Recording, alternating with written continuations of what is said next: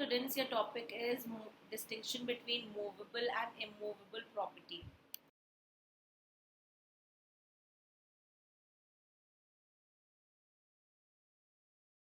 Movable property is the personal property, is generally considered a property that is movable, and as opposed to real property or real estate.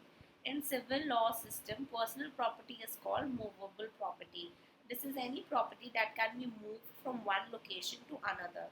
What is an immovable property? So whereas on the other land, immovable property is an immovable object. It is an item of property that can only be moved after destroying or altering it. Immovable property also includes campuses, property rights, houses, and land. It is bound by geographic coordinations or by reference to local landmarks depending on the jurisdiction.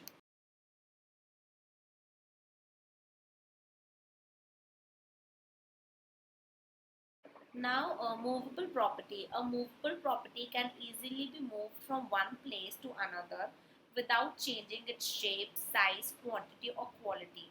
Common examples of movable property are vehicles, books, utensils, timber, etc.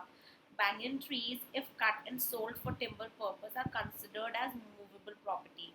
A contract for cutting the bamboos and collection of tobacco leaves comes under the movable property. A movable property has no need to be registered under the Indian Registration Act 1908. It is purely voluntary. A movable property is subject to sales tax and central sales tax. It subjects to certain restrictions and conditions under the General Sales Tax Act and the Central Sales Tax Act 1956. Mere delivery with an aim to transfer the movable property completes the transfer. A movable property does not form an increase to an ancestral impartable estate.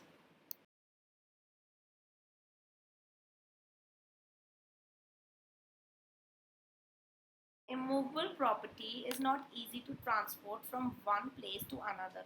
If transported, it can lose its original shape, volume, quantity, or quality. Common examples can be land, houses, trees attached to the ground. Mango trees, if sold for nourishment and for fruits, can be considered as immovable property. Cutting the bamboos for a number of years under a contract comes under the immovable property. Whenever an immovable property is transferred, it is compulsory to get it registered under the Indian Registration Act if it exceeds rupees 100, if the value exceeds rupees 100.